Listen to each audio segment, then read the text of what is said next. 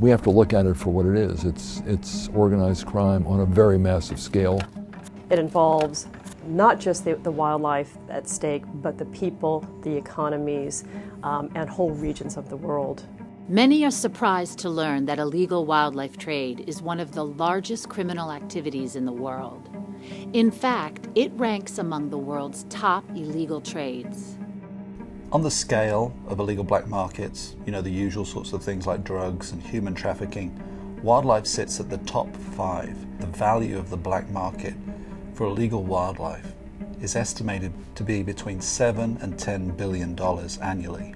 The amount of money that is made by illegal wildlife trade is enormous. I mean, this is not one individual or a few individuals going around killing a few animals, as bad as that would be, and that would be bad. But it is wholesale slaughter of animals.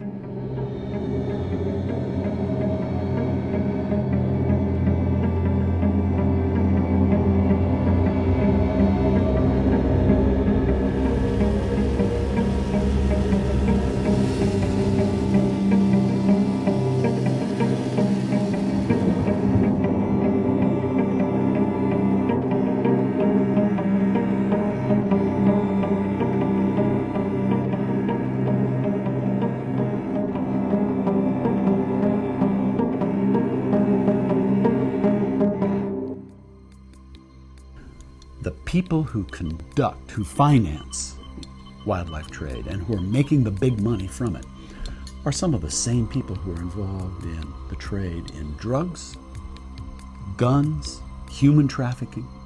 Also, some of that money is finding its way into the hands of recognized Islamist terrorist organizations that's supporting insurgency.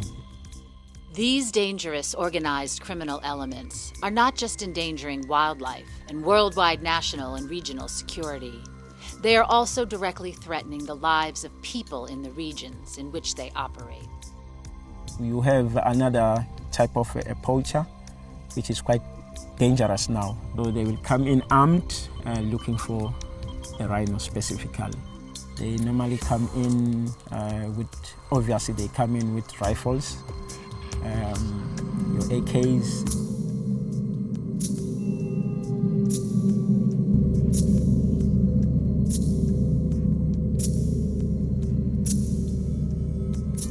The challenges rangers are facing these days in the field to combat poaching is immense.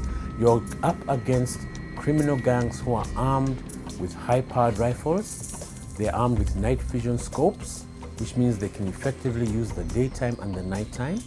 And the rangers are not fully equipped to their standards. We're talking about automatic weapons. We're talking about vehicles on which heavy weapons are mounted. We're talking about rocket-propelled grenades. Basically, war-fighting equipment. We are seeing poachers being former soldiers who are trained in actual combat. And this is not a skill normally imparted upon the rangers under ordinary conservation circumstances. So the challenges they are faced is very high. So it's a problem that not only affects the species in the natural world, it threatens local communities, which in turn then threatens economies at local and national levels. The kingpins of the wildlife trade feel confident they can continue this violent, destabilizing activity with impunity due to weakly enforced national and international regulations, lack of effective prosecutions, and low penalties. This makes wildlife crime a low-risk, yet high-profit crime. There are laws on the books in a lot of places. They're not getting enforced well. In some places, the laws are not strong enough and they need to be improved. In some places, the laws are strong and countries are trying to enforce them, but the issue is not a high-level political priority, and so they're not getting the support they need politically within their countries to prosecute the crimes. The traders, the illegal traders, they're criminals. They know the loopholes within the law. They know how to circumvent the law to operate the way they're operating. It's enormously destabilizing because these people bribe judges, they bribe border guards, they in some cases bribe rangers, in other cases they bribe villagers to let them camp out in these areas. They, in effect, take a slice of a country, a portion of a country, and make it ungovernable for the government of that country. They lose control over it. They lose control over their judiciary, lose control over their borders, lose control over their police system because they're bribed. Or if they're not bribed, they're intimidated. So it undermines the governance process in a lot of countries who are struggling themselves to govern, and now they have this additional destabilizing factor. Wildlife crime and the threats and instability it brings is only escalating each year as these criminal activities continue unchecked. To stop this, every country needs to treat wildlife trafficking like the serious crime it is. And we need this to happen fast before the situation gets far worse.